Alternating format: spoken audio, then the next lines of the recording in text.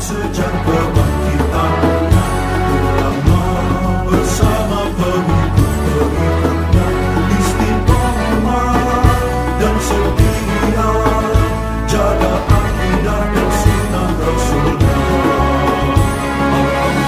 Alhamdulillah segala puji baginya, ulama bersama pengikut-pengikutnya, istiqomah dan setia, menjaga agama Nusa dan bangsa. Mari kuatkan niat kita, kita bulatkan tekad kita, terus lanjutkan amal kita, mengembangkan khidmat kita. Alhamdulillahilladzi tawadhu'a kullu syai'in li'azamatihi wa dalla kullu syai'in li'izzatihi wastalama kullu syai'in liqudratihi. Salatu wassalamu ala sayyidina Muhammadin alladzi azala bayanuhu kulla ibham wa ala alihi wa ashabihi salatu wa salaman daimaini ma damatil ayyam, amma ba'd. Fa inna ahsanal hadithi kitabullah wa khairul hadi hadi Muhammadin sallallahu alaihi wasallam wa syarrul umuri muhdatsatuha wa kullu muhdatsatin bid'ah wa kullu bid'atin dhalalah. Yang sama-sama kita hormati, kita muliakan orang tua kita Abi Haji Nasruddin beserta keluarga, orang tua kita Bapak Haji Rahmani, Bang Muhtar, para asatidzah, Ustaz Ahmad Rifai, Ustaz Abdul Aziz, segenap jamaah Majelis Ta'lim Hifdzul Amal yang berbahagia. Alhamdulillah malam hari ini kita lanjutkan kembali pengajian kitab Tafsir Marah Labid, Surah Al-Baqarah ayat 177. Ini ayat yang penjelasan yang menjelaskan tentang hakikat kebaikan.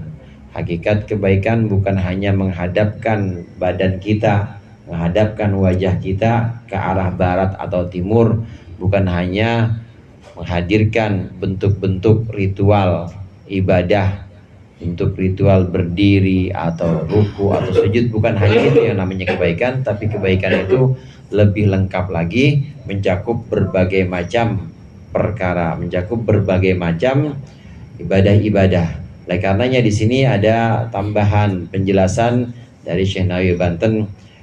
Qala rahimahullah wa nafa'ana bihi wa bi ulumihi fid dharaini amin. Tambihun, ini adalah sebuah pengingat. Qauluhu laisal birra, bisa juga kita baca laisal birru, huwa ismu jami'in likulli ta'atin.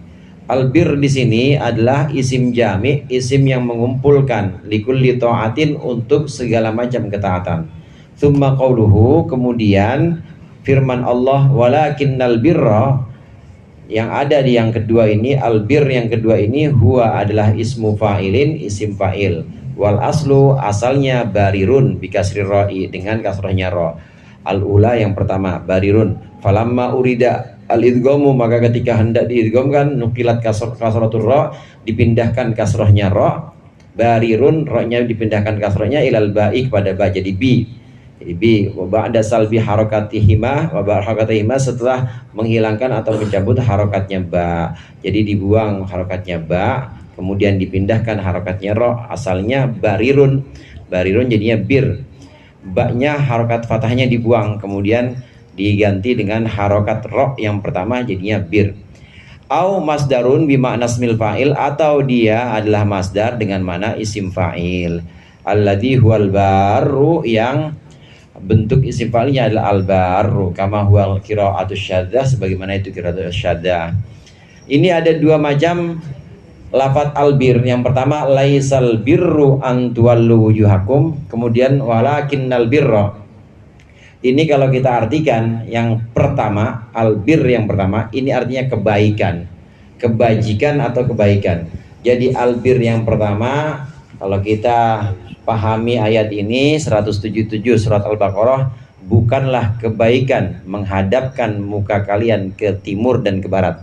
Maknanya kebaikan mencakup apa saja. Jadi albir, kebaikan itu adalah isim jami' atau isim yang mencakup seluruh kebaikan. Bentuknya kebaikan ibadah zahir maupun ibadah batin seperti ikhlas, ridho, dan lain sebagainya. Itu kebaikan. Ini albir yang pertama. Walakinnal birra man amana billah. Tetapi Bir yang kedua ini maknanya bukan kebaikan, tapi maknanya orang baik. Itu bedanya bir yang kedua dengan bir yang pertama. Albir yang kedua ini maknanya adalah orang baik. Orang baik di sini kenapa? Kalau kita lihat konteks lafaz sesudahnya, walakinnal birra man amana billah. Tetapi orang yang baik adalah adalah orang. Man kan orang. Man adalah orang. Jadi bir yang kedua ini aslinya adalah barirun. Artinya orang yang baik. Jadi sekali lagi kalau bir yang pertama artinya kebaikan, bir yang kedua artinya orang baik. Siapa itu orang baik? Orang baik adalah orang yang iman kepada Allah dan seterusnya di ayat 177. Itu pengertian tambahan di sini dari Syekh Nawawi Banten. Boleh juga asal katanya bukan barirun tapi asal katanya barun. Sebagaimana qiraah syadzah ada yang baca laisal birru an tuwallu wujuhakum qibalal masyriqi wal maghrib walakinnal barra, ada yang baca begitu. Walakinnal barra qiraah syadzah.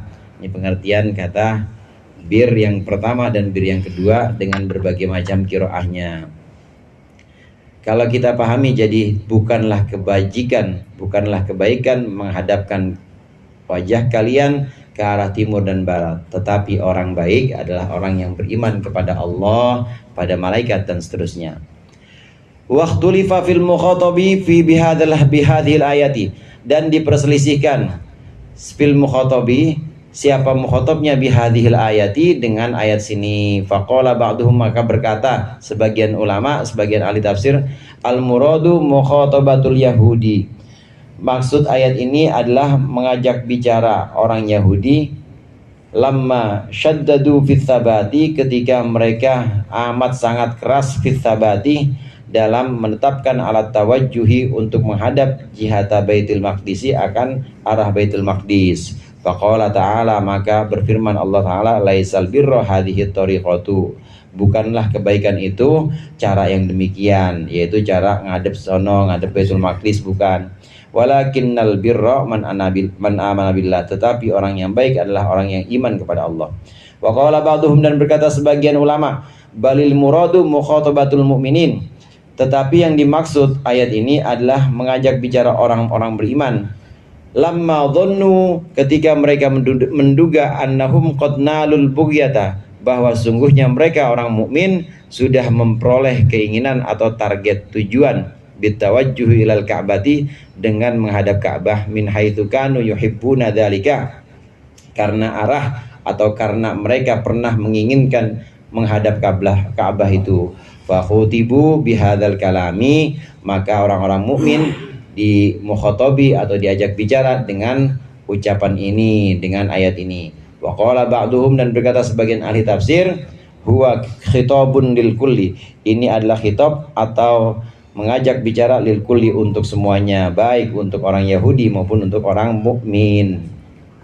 Nah, ini ada perbedaan pendapat ulama, hadirin. Yang dimaksud laisal birra an tuwallu wujuhakum qibalal masyriqi wal maghribi walakinnal birra man amana billah, ini sebenarnya ayat ini turun untuk siapa? Sebagian mufasir mengatakan ini turun untuk orang Yahudi.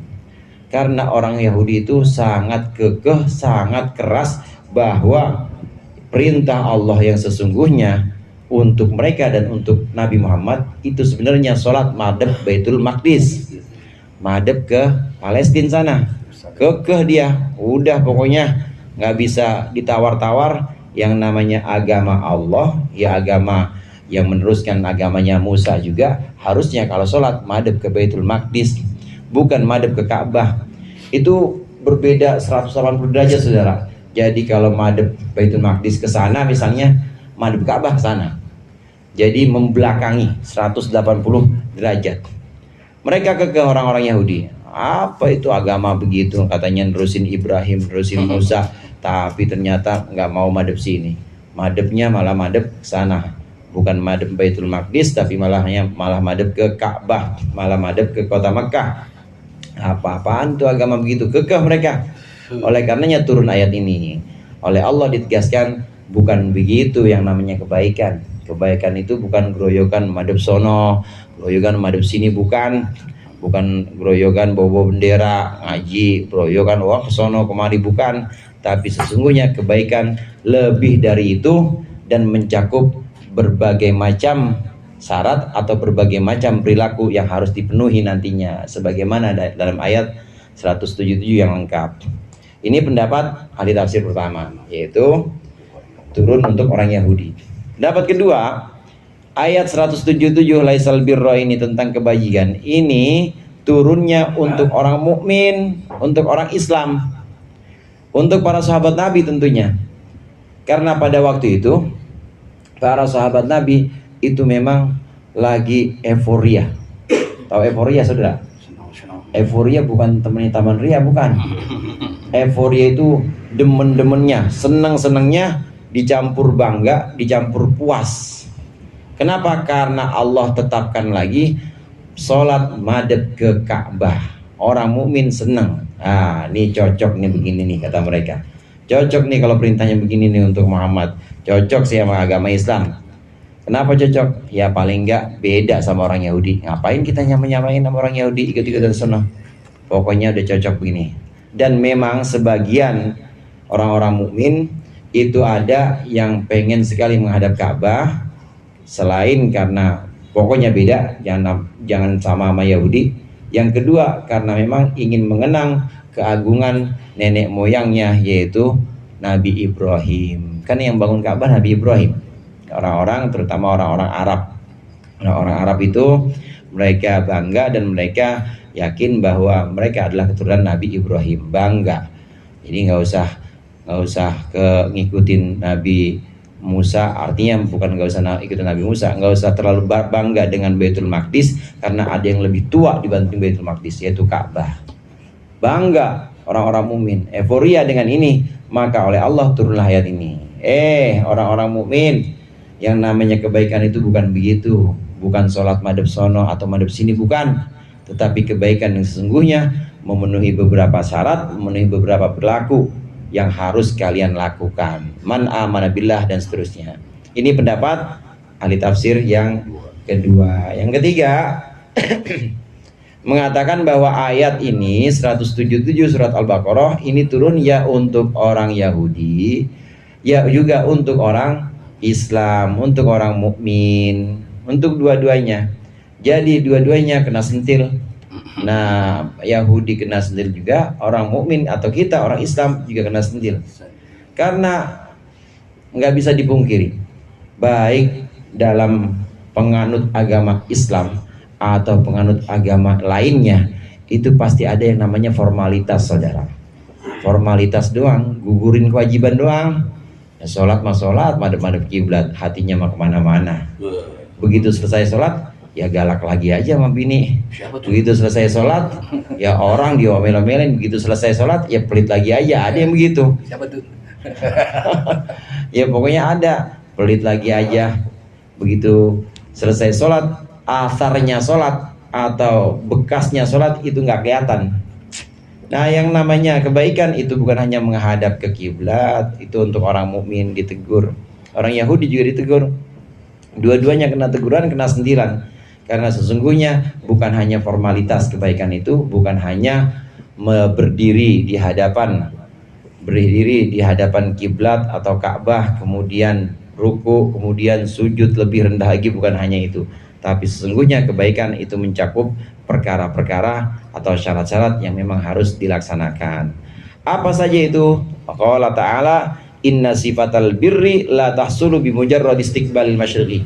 Sesungguhnya sifat orang baik itu tidaklah terjadi hanya dengan menghadap timur wal maghribi dan barat. Balil birru, tetapi orang yang baik atau kebaikan la yahsulu, tidak akan terjadi, tidak akan hasil illa inda majmu'i umurin, kecuali ketika mengumpulkan beberapa perkara. Ada 8 di sini yang Syekh Nawawi ambil dari ayat 177. Kebaikan itu mencakup 8 perkara, 8 hal. Bukan cuma sekedar ngadep sana ngadep sini, bukan cuma sekedar diri tunggang-tungging, bukan, tapi harus mencakup 8 hal ini. Ini berat, saudara. Berat, jadi harus zohiron wa batinan. Harus zohirnya kelihatan kita ibadah, batinnya juga kelihatan kita ibadah. Nanti kita lihat, dan kemarin sudah sempat kita singgung bahwa di antara perbuatan-perbuatan baik yang ada di ayat ini, itu ada perbuatan baik zohir atau ibadah zohir, ada perbuatan baik batin seperti iman. Iman kan batin, iman batin. Nah, tapi yang lainnya seperti sodako, kemudian memberikan zakat atau memberikan harta karena masih dicintai, ini semuanya zohir kelihatan, tapi ada juga yang batin. Apa saja 8 perkara itu? Ahaduha, yang pertama, al-imanu billahi, iman kepada Allah.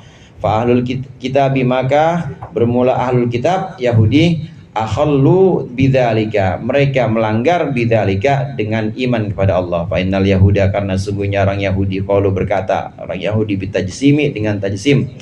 Tajsim itu menganggap Allah punya jisim jasmani, wa wasafullaha ta'ala bil bukhli, dan orang Yahudi atau ahlul kitab mensifati Allah dengan sifat bakhil. Allah dibilang koret. Itu Yahudi kerjaannya ahlul kitab. Wa qalu, dan berkata orang Yahudi, orang ahlul kitab, Uzairun ibnullah, Uzairun ibnullah, Uzair anak Allah. Wa annan nasara, dan orang Nasrani berkata, qalu al-masih ibnullah, Masih, Isa al-Masih itu anak Allah. Yang pertama, kebaikan itu adalah iman kepada Allah. Orang ahlul kitab yang dimaksud di sini Yahudi dan Nasrani, ini sudah menciderai iman kepada Allah, sudah melanggar keimanan kepada Allah. Kenapa demikian? Karena orang Yahudi ini mempersonifikasikan Allah. Tajsim itu menganggap Allah itu punya jisim, Allah itu punya jasmani. Jadi Allah punya tangan, kata mereka, ya punya kepala, punya mata juga karena mengawasi mereka. Ini paham mujassimah ada juga dalam agama Yahudi. Di Islam ada nggak? Ada. Sebagian sekte dalam Islam itu ada yang berpahaman tajsim, mujassimah, menganggap Allah itu punya jisim jasmani. Ini muncul karena kepicikan pikiran mereka.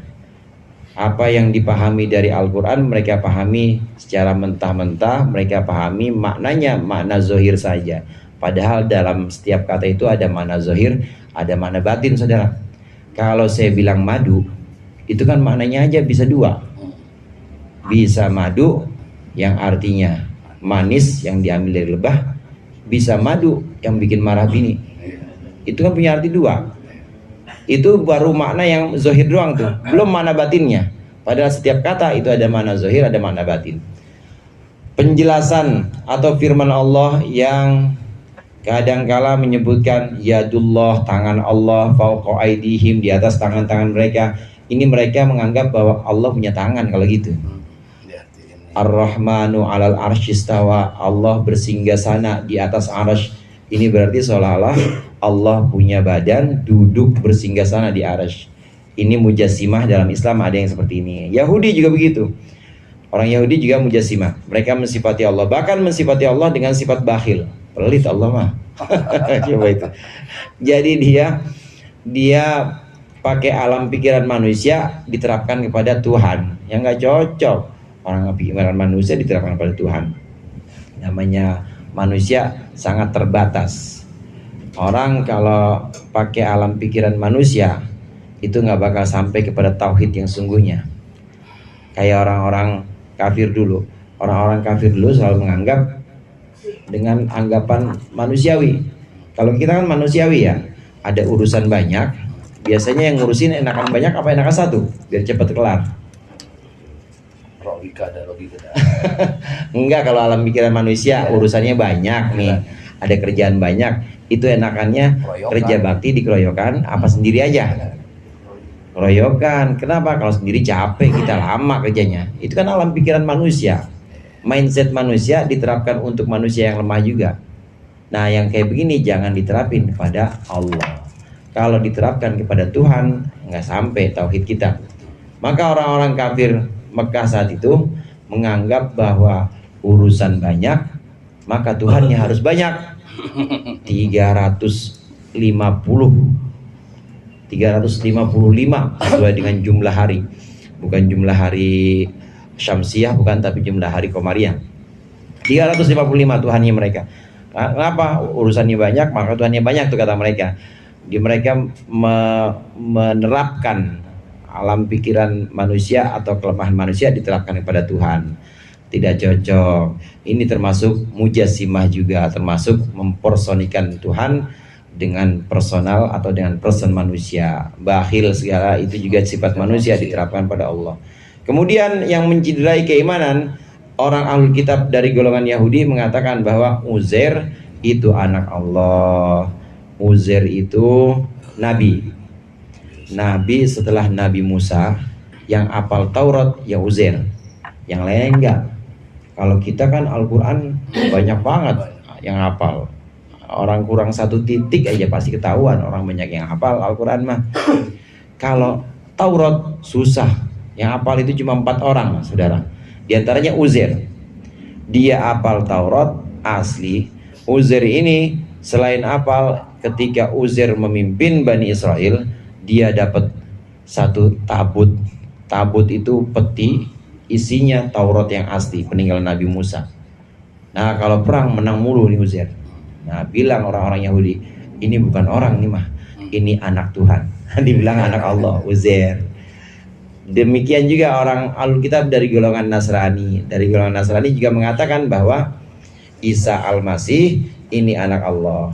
Ini sudah melanggar, sudah menciderai atau merusak keimanan tentang tauhid, bahwa la ilaha illallah, tidak ada Tuhan selain Allah. Jangan anggap ada Tuhan selain Allah, entah dianggap sebagai anak, entah dianggap sebagai sekutu, atau dianggap sebagai partner, nggak boleh. Itu menciderai iman, menciderai tauhid.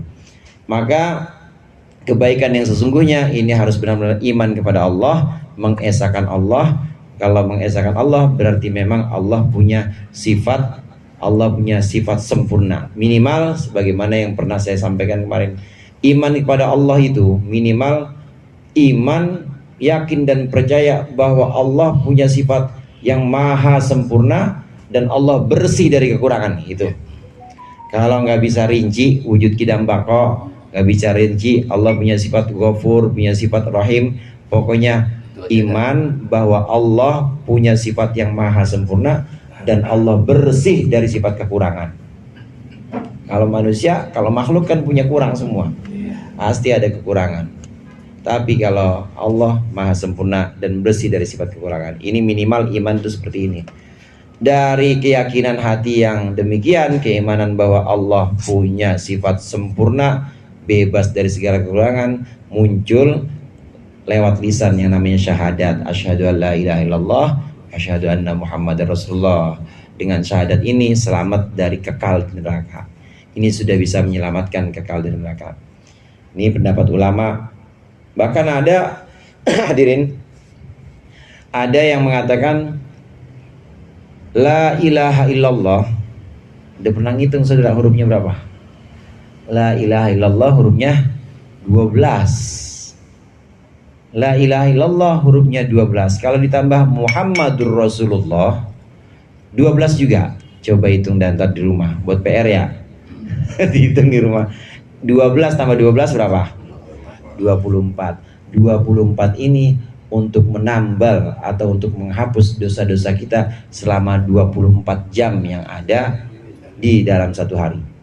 La ilaha illallah.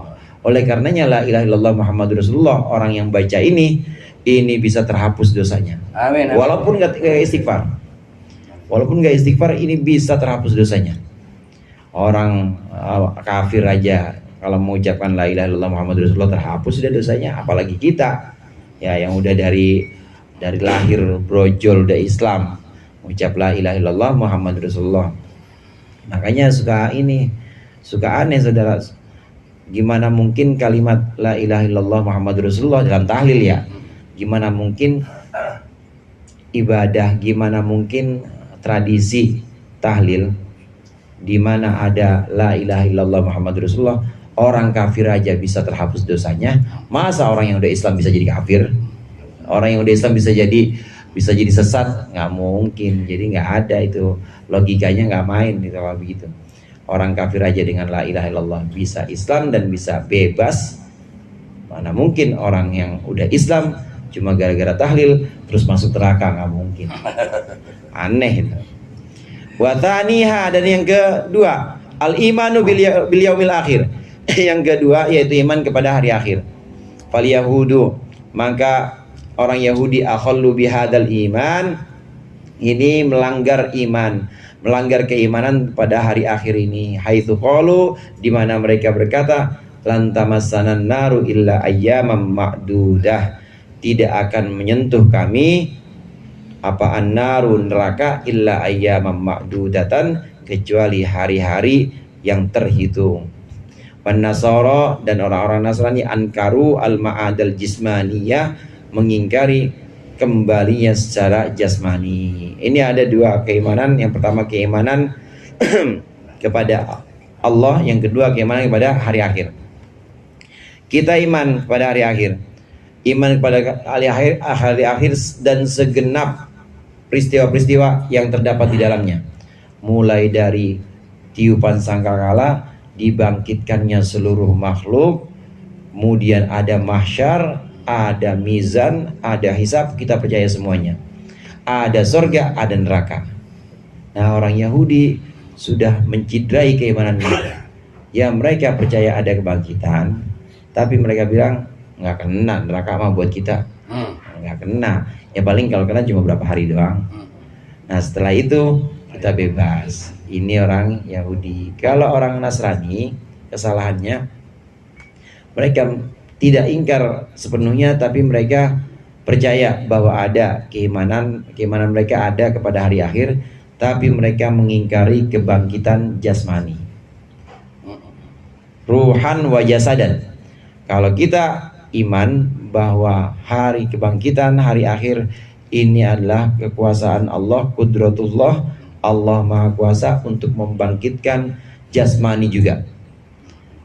Jasmani juga. Jadi yang dibalas sama Allah nanti di akhirat ya badan kita yang dulu di dunia, bukan badan yang baru.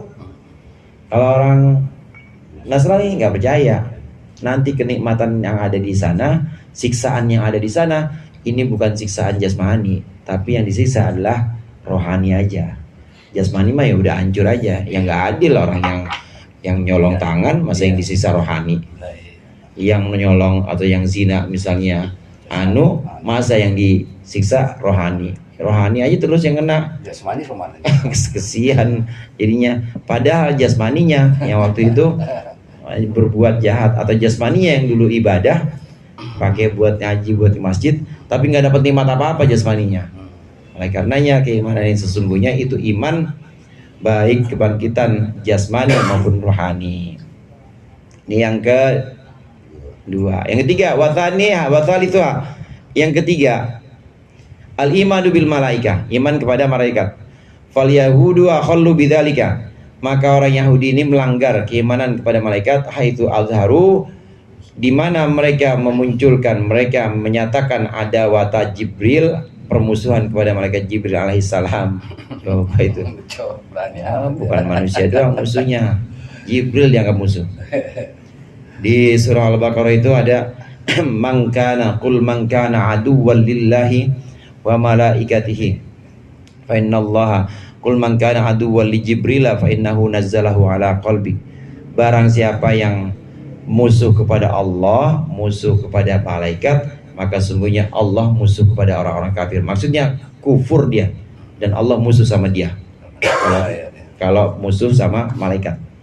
Begitu juga orang yang musuh, di ayat selanjutnya, orang yang bermusuhan dengan malaikat Jibril, maka sesungguhnya malaikat Jibril itulah yang menurunkan Alkitab, menurunkan wahyu di hatimu, termasuk petunjuk, saudara. Petunjuk yang menurunkan malaikat Jibril. Keimanan, pemahaman malaikat Jibril, bisa paham. Bang Anggis paham kan ya yang saya omongin ya? Malaikat Jibril itu yang masukin. Malaikat Jibril itu yang punya tugas untuk memberikan pemahaman, memberikan keimanan sampai hidayah, itu malaikat Jibril juga. Nah, ada orang musuh sama malaikat Jibril, ya udah berarti musuh sama Allah. Ayat ini, ayat Al-Baqarah yang saya maksud tadi, ayat 97. Ini yang menyatakan bahwa barang siapa yang memusuhi Jibril, maka sesungguhnya Jibril lah yang menurunkan petunjuk dalam hati. Ini ayat turun ketika orang-orang Yahudi membantah Nabi Muhammad di Madinah. Waktu itu orang Yahudi bilang, Muhammad, ente mah bukan nabi. Manggilnya Muhammad aja, dia Yahudi. Iya, Muhammad, ente mah bukan nabi. Nabi gimana? Apa buktinya? Nabi itu syaratnya, nih dari kitab-kitab langit, nabi itu harus diikuti sama malaikat. Ente malaikatnya siapa? Kata orang Yahudi. Nabi Muhammad jawab, Jibril yang ikut sama saya. Lah Jibril, wah, bahaya nih. Ini Jibril yang tukang perang katanya. Kata orang Yahudi nih, ini Jibril musuh kita. Kalau malaikat yang ngikutin ente, Mikail kita ikut dah. Yang ngirim rizki, yang ngirim hujan, yang kasih rizki, yang numbuhin tanaman, bikin gemuk ternak. Ini malaikat Mikail. Kalau yang ngikut atau yang jadi dekingnya anak pusat, apa? Dekingnya anak pusat. Kalau yang dekingnya itu Mikail, kita ikut dah. Tapi ini Jibril enggak. Wah, bahaya ini. Ini musuh kita. Kalau perang dia turun nih, kata orang Yahudi. Orang Yahudi memang musuh Jibril. Nah, ini di ayat Al-Baqarah ayat sebelumnya 97. Dia menyatakan musuh pada Jibril. Nah, permusuhan kepada malaikat Jibril ini ya sama saja mencederai keimanan kepada malaikat. Maka mereka menganggap bahwa menghadap Baitul Maqdis kemudian dengan ibadahnya percuma karena tidak memenuhi syarat-syarat atau tidak memenuhi perilaku yang digariskan dengan kebaikan yang dimaksud di sini. Harus iman kepada malaikat seluruhnya, jangan dipilih-pilih. Segala malaikat Jibril lah dimusuhin, lebih demennya kepada malaikat Mikail, jangan, nggak boleh. Warabi'uha, dan yang keempat al-imanu bi kutubillah, iman kepada kitab Allah. Fal yahudu wan nasara, orang Yahudi dan Nasara qad akhallu bidzalika, melanggar itu haitsu lam yaqbalul Quran, di mana mereka Yahudi dan Nasrani tidak menerima Quran. Yang pertama turun itu kitab Taurat, saudara. Habis Taurat, Zabur. Cuma Zabur tidak ada syariat. Zabur itu hanya pujian-pujian pada Allah. Syariatnya tetap ikut syariat Taurat, syariat Nabi Musa. Kemudian setelah itu ada Injil. Beberapa abad setelahnya itu ada Injil.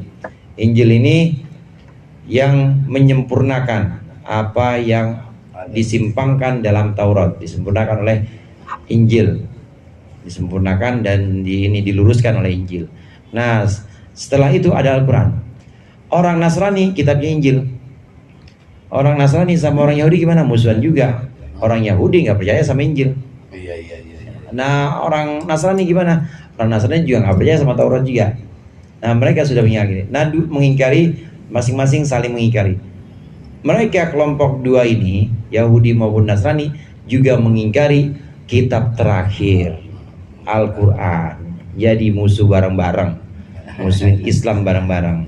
Ya, apalagi keluarnya atau yang bawanya kenabiannya ini ketika Allah menentukan, tidak Allah tentukan dari Bani Israel atau dari keturunannya Nabi Yakub bin Ishak.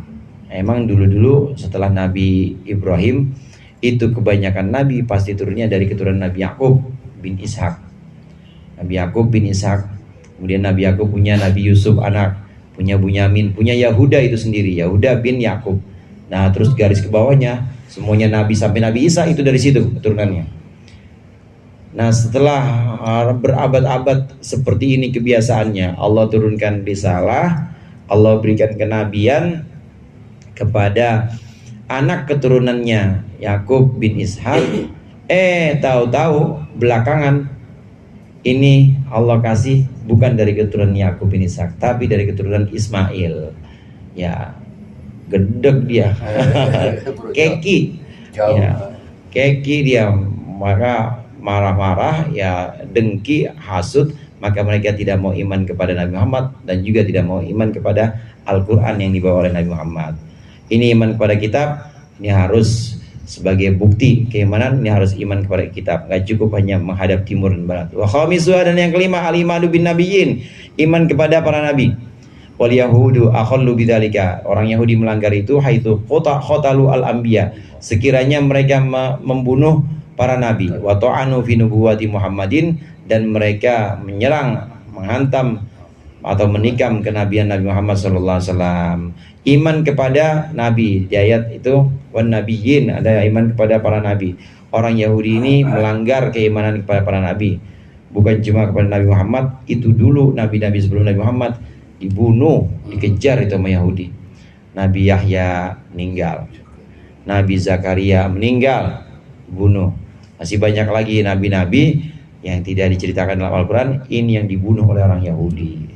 Berdarah-darah itu tangan orang Yahudi itu bunuh nabi. Nggak suka, bunuh. Teman bunuh, kira-kira nurunin syariat yang nggak menguntungkan, bunuh. Tuh orang Yahudi itu begitu. Nggak menguntungkan. Emang ya digariskan dalam Al-Quran mereka itu membunuh para nabi. Udah cacat imannya. Wasadisuha yang keenam, badlul amwali ala wifqi amrillahi ta'ala, yaitu mengorbankan atau mengerahkan harta sesuai dengan perintah Allah. Maksudnya memberikan infak, baik sunnah seperti sedekah maupun wajib seperti zakat.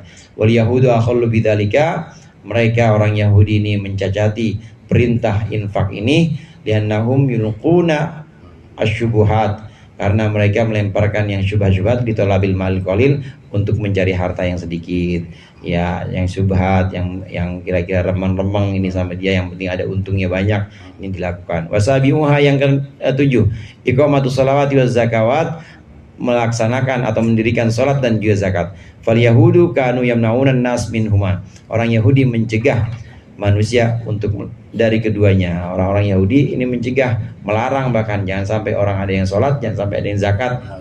Ini kebiasaan mereka. Wa thaminuha, dan yang ke-8 al-wafa'u bil ahdi, menepati janji. Wal yahudu naqadul ahda, dan sedangkan orang Yahudi naqadul ahda, ini merusak perjanjian, mengingkari perjanjian. 8 ini adalah kebajikan yang sesungguhnya. Yang disebut dengan kebajikan, yang disebut dengan kebaikan, bukan hanya formalitas menghadap ke sana ke sini, melakukan ritual ini itu, bukan, tapi yang namanya kebajikan ada muncul dari dalam hati berupa keimanan, dan kemudian muncul berupa kebaikan sosial seperti melakukan sholat, zakat, sedekah, dan juga melakukan hal-hal yang bermanfaat untuk manusia. Ini yang dimaksud dari ayat 177 secara rinci yang dijelaskan oleh Syekh Nawawi Banten. Ya ayyuhalladzina amanu kutiba alaikumul qisasu fil qatla, al-hurru bil hurri wal 'abdu bil 'abdi wal untha bil untha, faman 'ufiya lahu min akhihi syai'un fattiba'un bil ma'ruf wa ada'un ilaihi bi ihsan, dzalika takhfifum mir rabbikum wa rahmah, faman i'tada ba'da dzalika falahu 'adzabun alim. Ya ayyuhalladzina amanu kutiba alaikumul qisasu, wallahu a'lam bissawab. Mudah-mudahan bermanfaat. Lebih kurangnya mohon maaf. Wallahul muwaffiq ila aqwamit thoriq. Assalamualaikum warahmatullahi wabarakatuh.